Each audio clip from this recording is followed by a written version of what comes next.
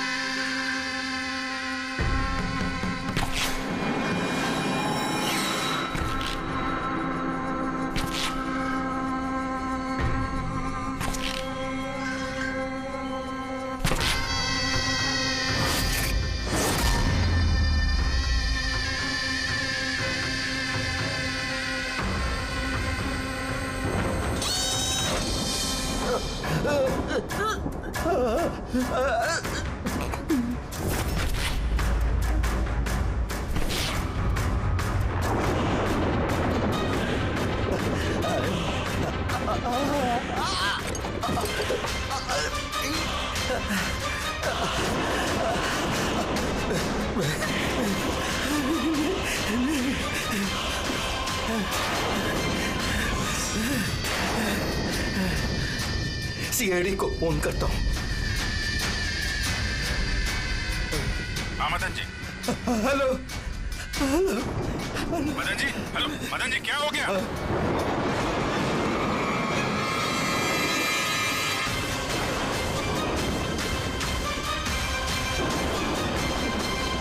नहीं नहीं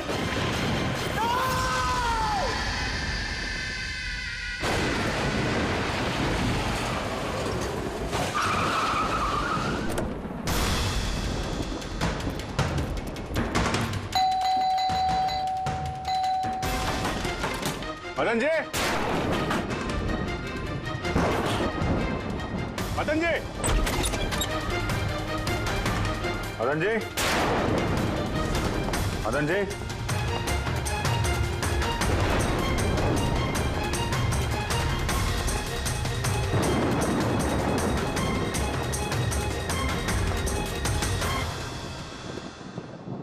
तय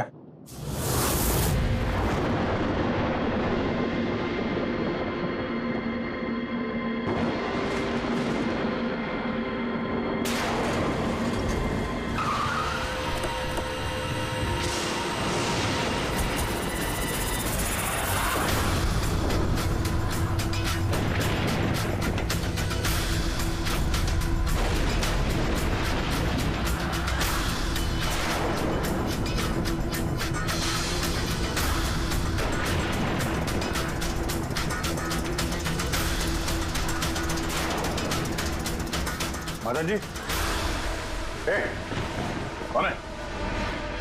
कौन है? कौन है?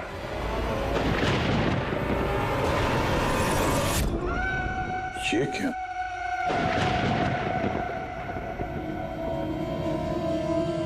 पुतला?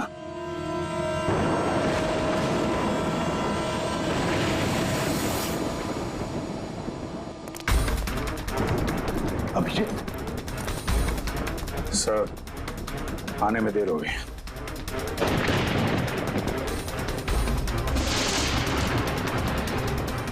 My God.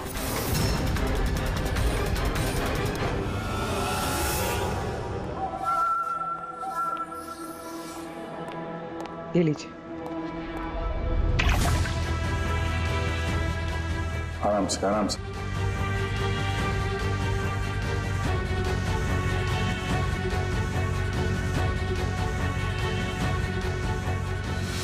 मदन जी, आप ठीक तो है ना? क्यों, क्या हुआ आपको? वो कोई है? हाँ, मेरी जान लेना चाहता है। कौन? वो हर वक्त मेरे आसपास ही रहते, मुझे कभी अकेला नहीं छोड़ते। शायद इस वक्त भी मुझे देख रहे, सुन रहे। देखिए मदन जी, घबराइए मत, आपको कुछ नहीं होगा, हम लोग हैं ना। मदन जी, आप किसकी बात कर रहे हैं? कौन कौन आपके पीछे पड़ा हुआ है? पुतले, कठपुतली है। कठपुतली है? हाँ,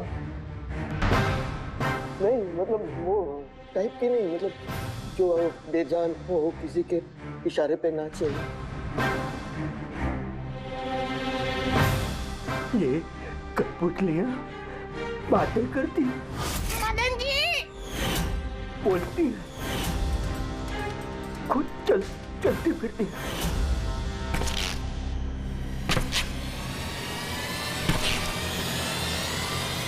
मदन जी, ओ मदन जी।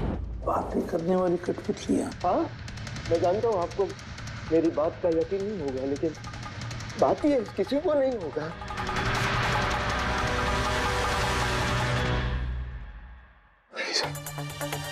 आपने से कठपुतलियों के बारे में सुना है? नहीं। जानते हैं कुछ दिन पहले मेरे साथ क्या हुआ था?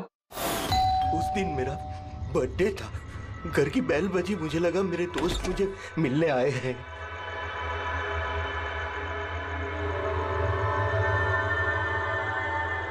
इतनी रात को किसने बेल बजाई होगी? कमाल है। मदन जी,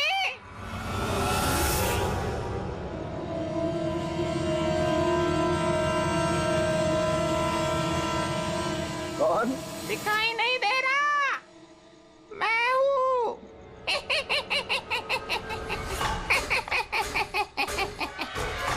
मैं ही हूँ। इतना हैरान होने की जरूरत नहीं। पता है यहाँ मैं क्यों आया हूँ? क्यों? तुम्हारी जान लेने। क्या? हाँ, तुझे जान से मारने।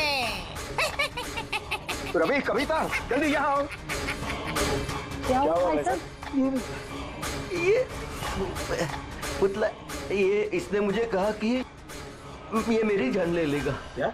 हाँ भाई साहब, ये बेजान पुतला है। हाँ, वही तो ये आपकी जान कैसे लेगा?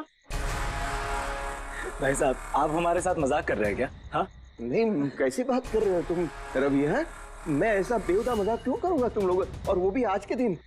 अरे मैंने खुद सुना, इसने मुझे कहा कि वो जान ले लेगा। एक मिनट, मैं देखता हूँ। संभालना रवि। ये शांत।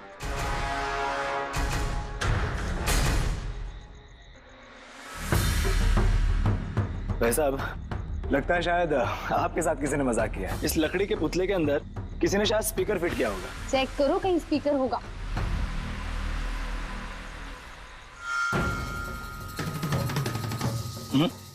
नहीं, इसमें तो कुछ भी नहीं है।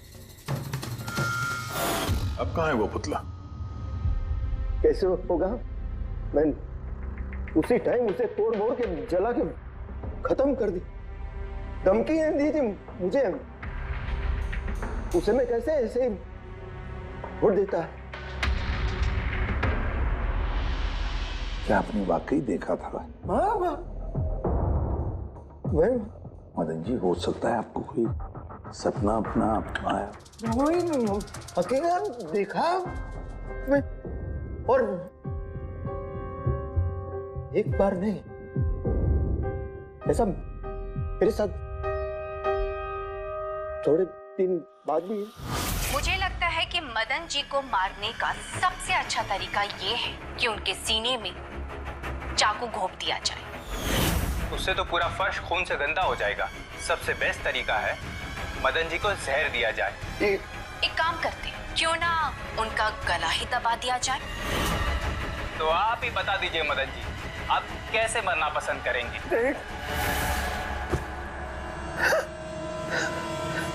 मदन जी,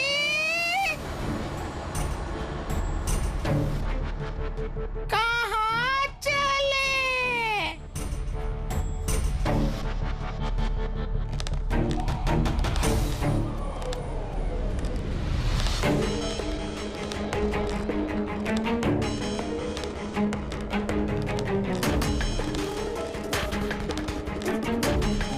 तो बताओ मदन जी,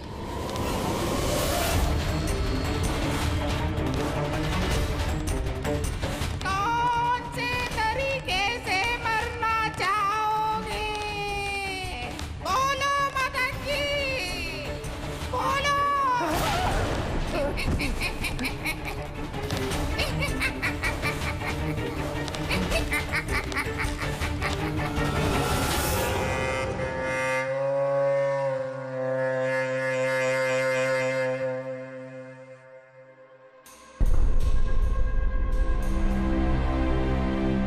वाकई मदन जी की जान को वाकई खतरा था। सही कह रहे थे, कोई वहम नहीं था। सर मतलब ये मदन जी का खून इस कठपुतली ने किया? क्या बकवास कर रहे हो यार? कठपुतली खून थोड़ी ना कर सकती है। तो फिर खून किसने किया होगा? उसी ने फ्रेडी, उसी ने जो कठपुतली का खेल खेलना जानता है। तो जब हम लोग यहाँ पर आए तब कठपुतली के हाथ में ये चाकू था। सारे सबूत तो इसी की तरफ इशारा कर रहे हैं। खून इसी ने किया है। भैया भैया प्लीज प्लीज, ये भैया को। सर, इस पुतले ने खून नहीं किया। एक मिनट, आप लोग कौन हैं? सर, मैं कविता हूँ, इनकी पत्नी, और ये मदन भैया हैं, इनके बड़े भाई, ये रवि हैं। तो आप लोग अब तक क्या कर रहे थे? कहाँ थे आप? सर, आज हमारी मैरिज एनिवर्सरी है, इसलिए हम बाहर डिनर के लिए गए थे। हमने मदन भैया को भी कहा था साथ में आने के लिए, लेकिन उन्होंने मना कर दिया। और ये सब। आप कह रही थी कि मदन जी का खून इस पुतले ने नहीं किया? हाँ सर, इस पुतले ने खून नहीं किया। आप जानती हैं खूनी को? मुझे पूरा यकीन है, इनका खून शार्दुल ने किया है। वो इनसे बदला लेना चाहता था। ये शार्दुल है कौन? किस बात का बदला लेना चाहता था? शार्दुल एक पेंटाकोलिस्ट और वॉइस ओवर आर्टिस्ट था। मदन भैया और रवि के बड़े भैया अंकुश भैया के बचपन का दोस्त। अंकुश भैया को शार्दुल से बचपन से ही बहुत लगाव था। जब उन्होंने देखा कि शार्दुल जिंदगी में कितनी ठोकरें खा रहा है, तो 5 साल पहले उन्होंने अपना घर शार्दुल को दे दिया ताकि वो वहां से अपना थिएटर ग्रुप चला सके। हालांकि वो लोग कभी अंकुश भैया को किराए के पैसे नहीं दे पाए, मगर अंकुश भैया को इस बात से कभी कोई तकलीफ नहीं हुई, क्योंकि वो जानते थे कि इस कला में इतने पैसे नहीं हैं। शार्दुल और उनके स्टूडेंट्स अंकुश भैया के घर से ही अपनी वेंटर कॉलेज की प्रैक्टिस किया करते थे। कठपुतलियों से बातें करवाने की इस कला का घंटों बैठकर रियाज किया करते थे। तो एक चीज तुम लोग अच्छे से समझ जाओ, वेंट्रिलोक्विज्म की कला आसान नहीं है, लेकिन ये इतना भी मुश्किल नहीं है। इस कला को करने की तकनीक इसके नाम में छिपी है। वेंट्रिलोक्विज्म एक लैटिन शब्द है जिसमें वेंटर का मतलब पेट और लोक्वी मतलब बोलना, और वेंट्रिलोक्विज्म मतलब पेट से बोलना। जैसे हेलो गौरव, कैसे हो तुम? फिर एक दिन अंकुश भैया गुजर गए और सब कुछ बदल गया।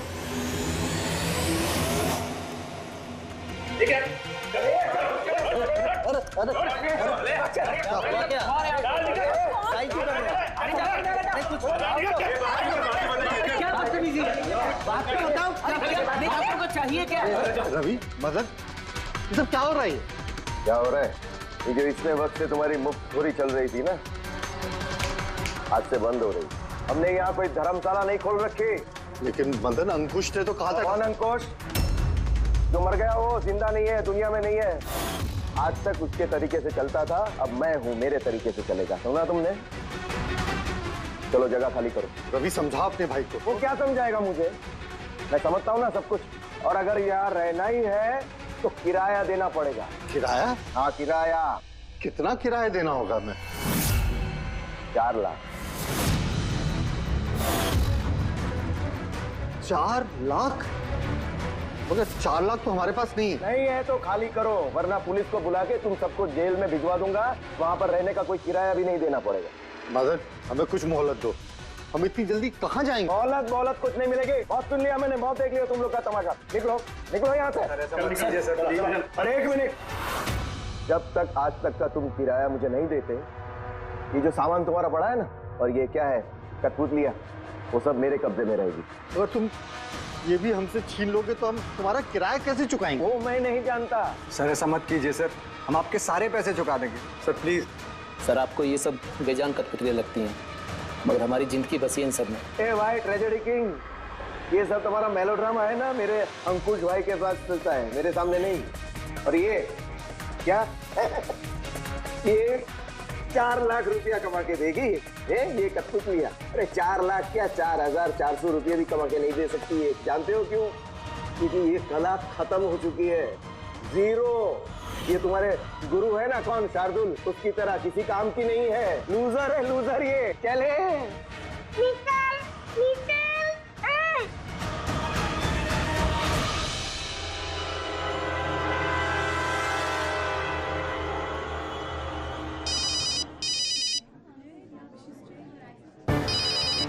ये भी ना। कौन है भैया? और कौन, शार्दुल। बार बार मुझे इस तरह फोन करके धमकियां देता है। मैं देखता हूँ।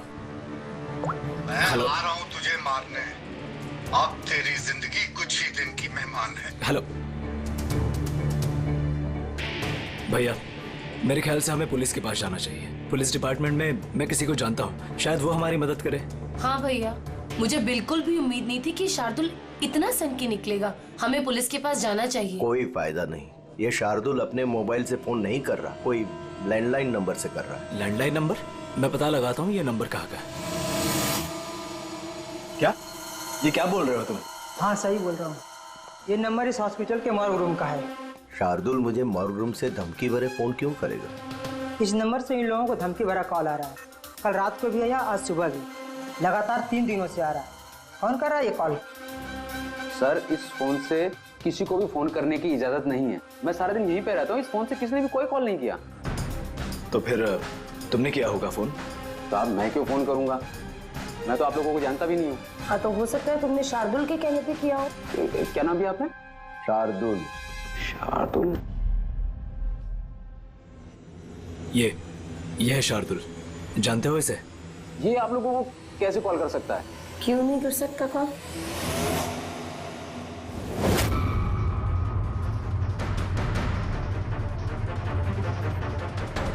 ये कैसे हो गया? शार्दुल 3 दिन पहले इनकी मौत हो चुकी है, तो फिर ये फोन कैसे कर सकते हैं? पर इनकी मौत हुई कैसे?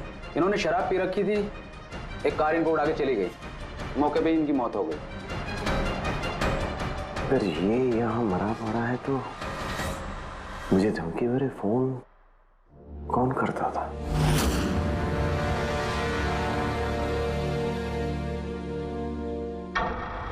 सर पुलिस रिकॉर्ड के मुताबिक तो ये सारे कॉल्स मौके लैंडलाइन से आए थे। लेकिन मौ का फोन लाइन तो कोई इस्तेमाल कर ही नहीं रहा था। ये सब कैसे? कुर्मी, अच्छी तरह से चेक करो, देखो चक्कर क्या है, मामला गड़बड़ है। सर हाँ, इन्हें कुछ पता नहीं चलेगा। आप ऐसा क्यों कह रही हैं?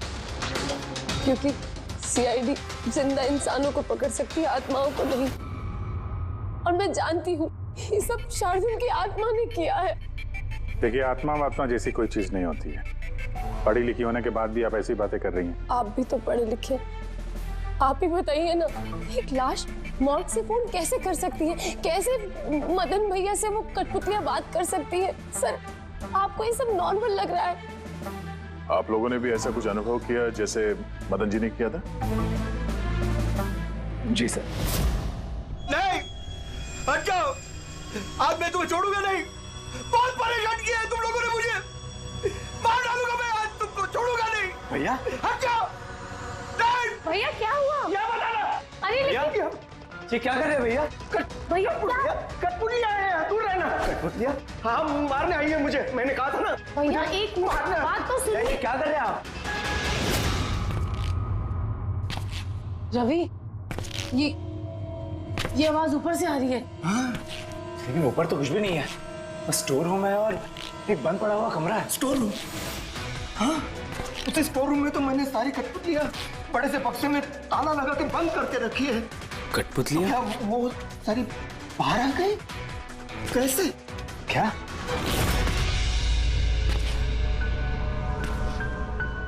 भैया आप डरिए मत, आइए ऊपर चलिए। रवि, लेकिन चलो चलिए, आराम से, संभल के।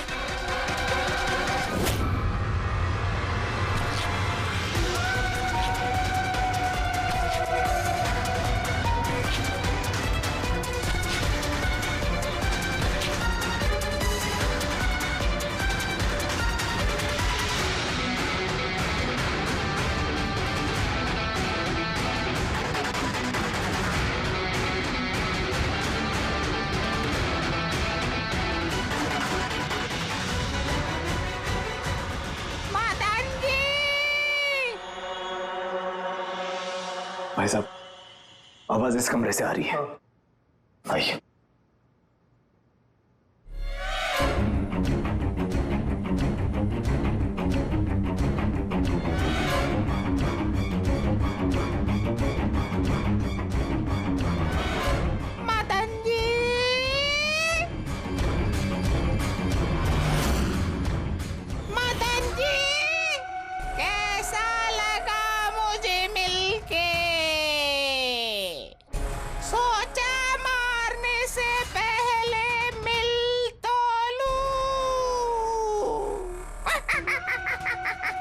मैंने कहा था बातें करते हैं।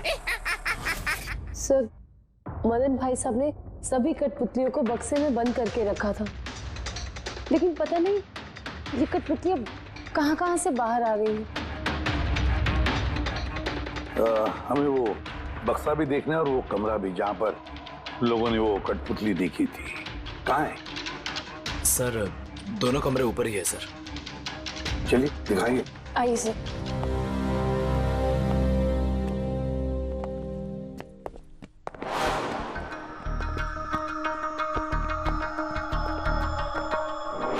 सर, पैरों की आवाज हमने कॉरिडोर में सुनी थी और वो पुतला हमने भी यहाँ इस जगह पर देखा था सर।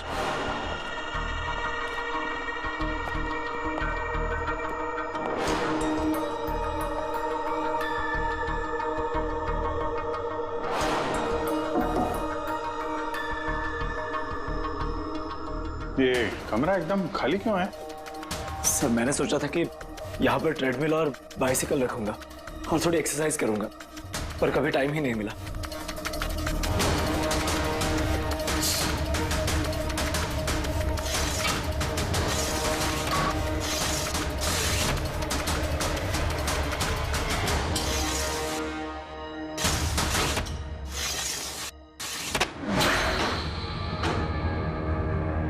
सर, ये तो बंद ही नहीं हो रहा।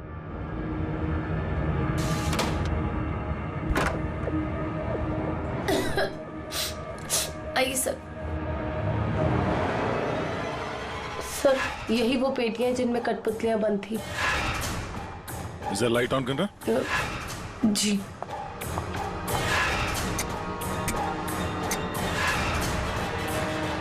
सर, ये कमरा बहुत दिन से बंद है, तो शायद बल्ब खराब हो गया।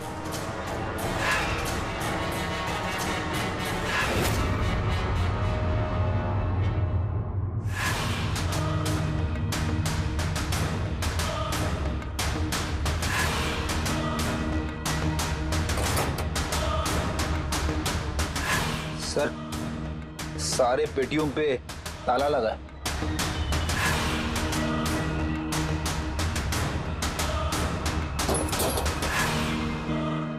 मगर ये ताले मजबूत नहीं है, कोई भी इसे आसानी से खोल सकता है।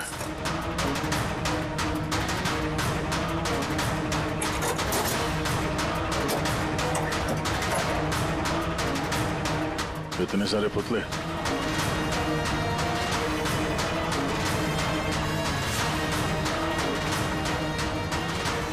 देखे जरा इसमें कोई मैकेनिज्म फिट तो नहीं है। सर मैं आपसे बोल तो रही हूँ, ये बात नहीं करते हैं। जरूर इसमें शार्दुल की आत्मा आकर बात करती है। अंदर कोई मैकेनिज्म या कोई स्पीकर तो है नहीं जिससे आवाज आ सके। सर वाकई में ये सच बोल रही है, ना तो कोई मैकेनिज्म है और ना ही कोई स्पीकर, तो फिर ये कठपुतलियां बोल कैसे सकती है?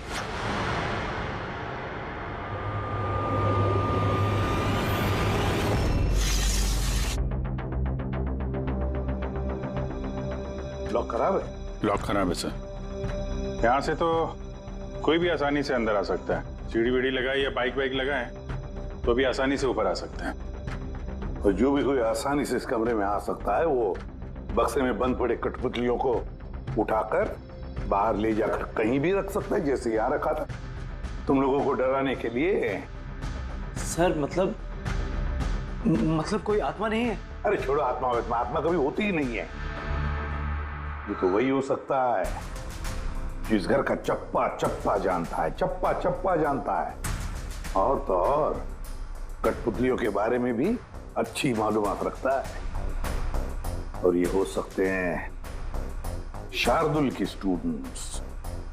शार्दुल के स्टूडेंट्स पता लगाना पड़ेगा ये शार्दुल की स्टूडेंट्स इस वक्त है कहां और कर क्या रहे हैं।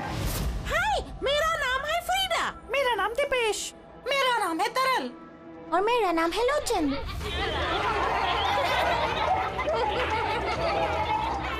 आज मैं आप सबको एक बहुत ही अच्छी कहानी सुनाने वाली हूँ। नहीं, हमेशा तुम ही क्यों सुनाओगी कहानी? अरे, तो इसमें अर्जी क्या है? हाँ, फ्रीडा, तुम्हें हमेशा सबसे अच्छा रोल चाहिए होता है। हाँ दीपेश, तुमने बिल्कुल सही कहा। मेहनत हम करते हैं और फेमस तुम होती हो। तुम्हारी कठपुतली का भी यही कहना है। सर समझ में नहीं आ रहा सर, ये कठपुतली बात कैसे कर रही है? अरे पंकज, एक कला है आवाज बदलने की कला। इसे कहते हैं वेंट्रिकुलिज्म। बिल्कुल, बात तो यही लोग कर रहे हैं, लेकिन लगता है कि ये आवाज कठपुतली के मुंह से निकल रही है। मगर सर ये लोग कहाँ बात कर रहे हैं? देखिए ना, इनके तो मुंह भी नहीं चल रहे। देखो, मैं कह रहा हूँ मैं सबसे बेस्ट हूँ। यही तो कला है पंकज, बिना मुंह खोले इतनी साफ आवाज में बात करना। आवाज यहाँ पेट से निकलती है। वो आत्मा भी इसी कला की पैदाइश थी। उन पुतलों ने इसी कला के जरिए मदन जी से बात की थी और वो न्यूज रीडर्स ने भी। मगर सर ये लोग तो कठपुतलियों को ऐसे हाथ से हिला रहे हैं सर। हाँ, तो ऐसे तो होता है पेट शो में। मगर सर मदन जी ने वो पुतला देखा था, उसे तो कोई हाथ से नहीं हिला रहा था, ना ही कोई बात कर रहा था ऐसे।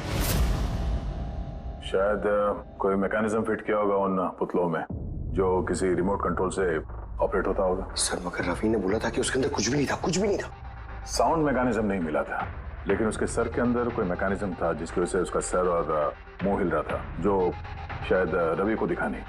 सी कठपुतलियां बनाना शार्दुल या उसके किसी स्टूडेंट का ही काम हो सकता है, जो मदन जी के घर का चप्पा चप्पा अच्छी तरह से जानता है। इन्हें पता होगा उस खिड़की के बारे में जिसका ग्लास टूटा हुआ था। घर में घुस के जगह जगह कठपुतलियां लगाना और उनसे बातें करवाना तो इनके बायत का खेल है। मगर सर वो मॉर्ग से इन लोगों ने कॉल कैसे किया? सर हाँ सर पता चल गया कि मॉर्ग रूम वाले फोन कैसे आ रहे हैं। कैसे? सर इसके लिए स्पूफिंग सॉफ्टवेयर का इस्तेमाल किया गया। Spoofing software? ये क्या होता है? सर अभी बताती हूँ।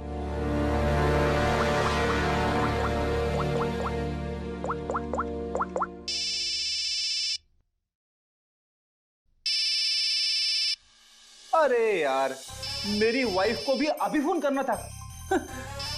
हाँ? सर मैं बिजली का बिल भरना फिर से भूल गया हूँ। शायद बिजली कट गई होगी। डांटने के लिए मुझे फोन किया होगा। फोन उठाऊं क्या? ले लो, जाओ जल्दी बात करो। हेलो, हाँ मैं घर आने से पहले बिजली का बिल भर दूंगा। क्या फ्रेडी सर, इस बार बिजली कट ही जाएगी। अरे पूर्वी, तुमने फोन किया? मगर ये तो मेरी वाइफ का फोन नंबर है। पूर्वी, ये कैसे किया? सर ये तो स्पूफिंग सॉफ्टवेयर का कमाल है। फोन कहीं से भी करो, नंबर वही दिखाओ जो आप चाहते हो। पूर्वी, ये सॉफ्टवेयर तुम्हें मिला कहाँ से? सर साइबर यूनिट से लिया है। सर इसकी मदद से सिर्फ नंबर ही नहीं बल्कि इंसान अपनी लोकेशन भी गलत बता सकता है। अरे बाप रे, सर ये तो बड़ा खतरनाक सॉफ्टवेयर है। हाँ, खूनी ने मॉर्ग का नंबर इसलिए चुना ताकि हमें लगे कि ये सारा चक्कर शार्दुल की आत्मा का है। शार्दुल की आत्मा का। अच्छा बच्चों, आप लोगों को मिलके बहुत मजा आया। अगली बार फिर मिलेंगे। संभाल के बच्चे, संभाल के। Bye bye. Bye bye bye. जी कहिए, क्या मैं आपकी मदद कर सकता हूँ? जी हाँ, आप लोग मदद नहीं करेंगे तो और कौन करेगा? दरअसल हम ये जानना चाहते हैं कि मदन जी को डराने का प्लान आप में से किसका था? हम लोग कुछ समझे नहीं। अच्छा, तुम लोग भी नहीं समझे? हाँ? नहीं सर, अभी नहीं समझा? मैं निर्दोष हूँ। बहुत हंसी आ रही है। हाँ? एक आदमी की जान चली गई, तुम सबको बहुत हंसी आ रही है। जान? किसकी जान? मदन जी की। खून हुआ है उनका सीआईडी से हम लोग। सीआईडी? जी हाँ, सीआईडी। और हमारे शक के दायरे में हो तुम सब।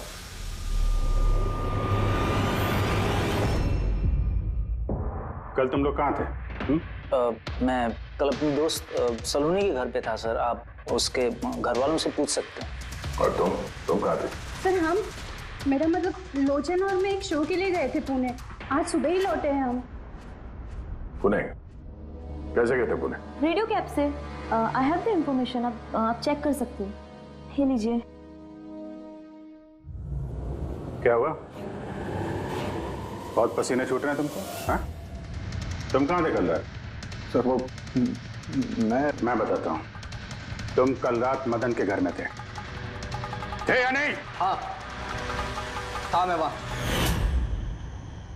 लेकिन मैंने किसी को नहीं मारा। क्या करने गया था फिर वहां? हाँ? सर हम तो बस मदन को सबक सिखाना चाहते थे। जो कुछ उसने शार्दुल सर के साथ किया वो बहुत गलत किया। और हाँ, आज अगर शार्दुल सर हमारे बीच नहीं है तो वो सिर्फ एक इंसान के कारण, वो है मदन। उनके कारण ही उन्होंने दारू पीना चालू किया और वक्त से पहले गुजर गए। तो तुम लोगों ने सोचा खून के बदले खून? नहीं सर, हम बस डराना चाहते थे। गौरव का प्लान था ये। हाँ सर, गौरव ने कल रात मुझे फोन करके बुलाया था तकरीबन 11:30-12 बजे के आसपास, लेकिन मैं थोड़ा लेट हो गया और 12:30 बजे पहुंचा।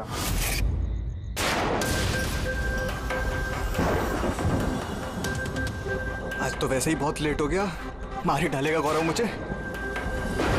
चला गया शायद अंदर, इससे इशारा कैसे करूं?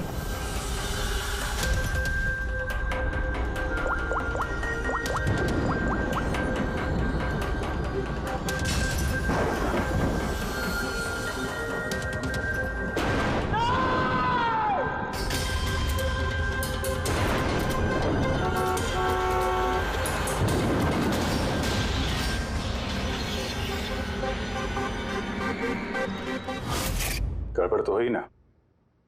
मदन जी का खून हुआ रात में। सर मेरा इस खून से कोई लेना देना नहीं। और गौरव का? सर ये तो गौरव ही बता सकता है ना। ठीक है, बुलाओ गौरव को। कहाँ है वो? गौरव तो फिलहाल गोवा में। गोवा? गोवा किस लिए? सर ये पता नहीं। उसको बचाने की कोशिश मत करना वरना खुद बच जाओगे, समझे? नहीं सर, ऐसी बात नहीं है। कल रात को जब मैंने उसे फोन किया तो उसका फोन बंद आ रहा था। आज सुबह उसका मैसेज आया मेरे पास। मैसेज? सुन, कल रात कुछ ऐसा हुआ जो नहीं होना चाहिए था। मैं गोवा पहुंच गया हूँ कुछ दिन छुपने के लिए। लेकिन ये गोवा पहुंचा कब और कैसे? जब हम लोग क्राइम सीन पे पहुंचे तो वो वहां पे था नहीं। हाँ, अगर हम मान भी ले कि जब हम लोग वहां पर पहुंचे उससे ठीक पहले वो वहां से निकला था, तो वो गोवा कैसे पहुंच सकता है? खून हुआ रात के 1 बजे, उसके बाद हम लोग वहां पहुंचे और रात को कोई फ्लाइट तो है नहीं गोवा जाने वाली। सर अगर फ्लाइट से नहीं और बस से या फिर गाड़ी से गया हो तो? नहीं पंकज, ड्राइव करके गोवा पहुंचने में कम से कम 12 घंटे लगते हैं और ये मैसेज आया है सुबह 9 बजे। मतलब गोवा पहुंचने से पहले ही उसने मैसेज कर दिया कि वो गोवा पहुंच चुका है। पंकज, जरा पता करो गौरव के मोबाइल की लास्ट लोकेशन क्या थी। नंबर देना गौरव का। ओके जी, थैंक यू। सर गौरव का आखिरी लोकेशन मदन जी का बंगलो ही था और कल रात 11:30 बजे उसका फोन बंद हुआ। 11:30? Hello, thank you sir. Gaurav Kumar नाम का कोई भी आदमी गोवा के किसी भी फ्लाइट में नहीं था, ना आज सुबह ना कल रात को।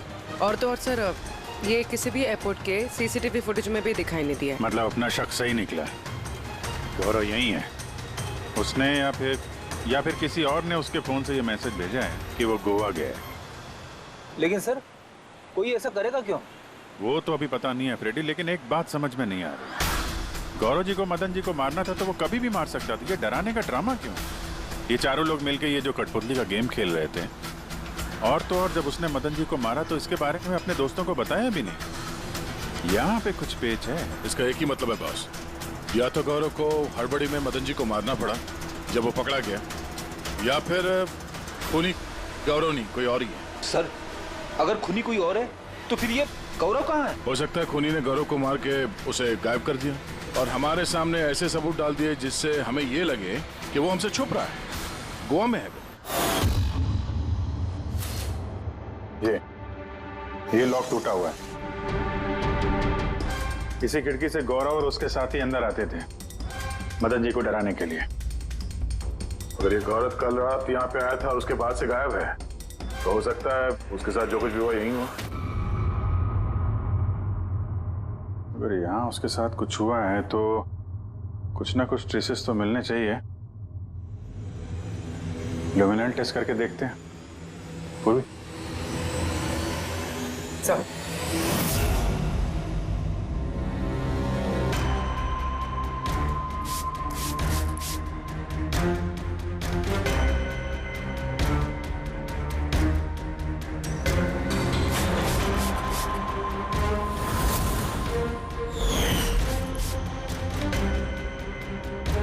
आपका शक सही था, यहाँ पर तो खून है। तो इस दरवाजे से जैसे ही बाहर निकला होगा किसी ने हमला किया उस पे। सर इस तरफ तो कोई निशान नहीं है। इस तरफ देखो।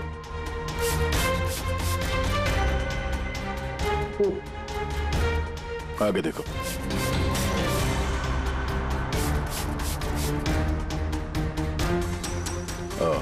मतलब हमला करने के बाद गौरव को घसीट के यहाँ स्टोर रूम तक लाया गया।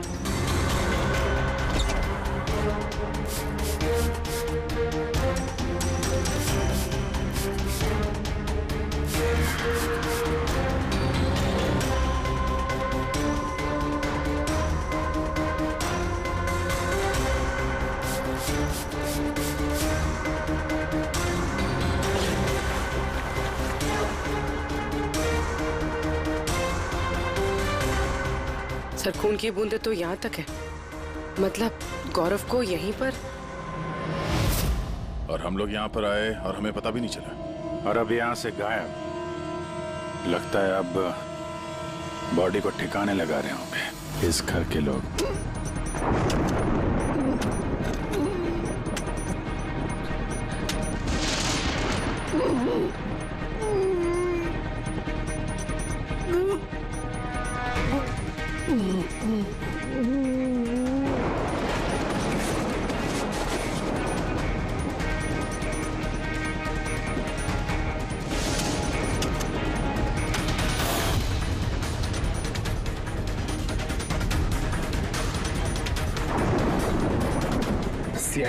बस खेल खत्म तुम्हारा।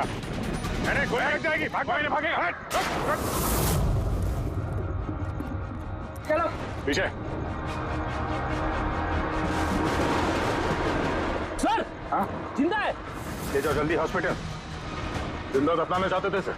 हाँ लेकिन आपको कैसे पता चला कि हम लोग यहाँ पर हैं? आजकल मोबाइल के जरिए भी मुजरिमों को पकड़ लेते हैं हम लोग।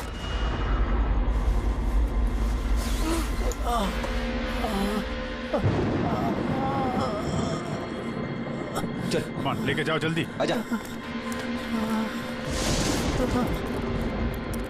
चलो अब बताओ क्यों मारना चाहते थे अपने भाई को? उस खुदगर्ज और लालची इंसान का मर जाना ही ठीक था। अंकुश भैया की मौत के बाद मदन भैया अकेले ही सारी प्रॉपर्टी हड़प जाना चाहते थे। हमें क्या मिलता? ठेंगा। हमने ये प्लान तब बनाया जब घर में वो कठपुतलियों वाले हादसे होना शुरू हुए। हम जानते थे सर कि कोई आत्मा वात्मा का चक्कर नहीं है, इसीलिए हम एक रात जागे ताकि इस कठपुतली के राज से पर्दाफाश कर सके। और फिर तुम लोगों ने गौरव को पकड़ लिया? हाँ।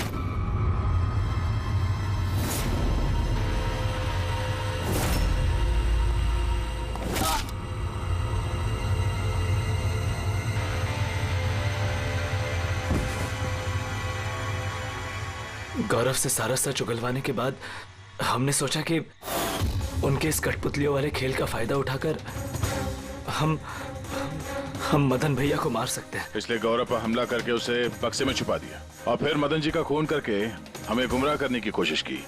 ये दिखाना चाह के खून पुतले ने किया है। हाँ?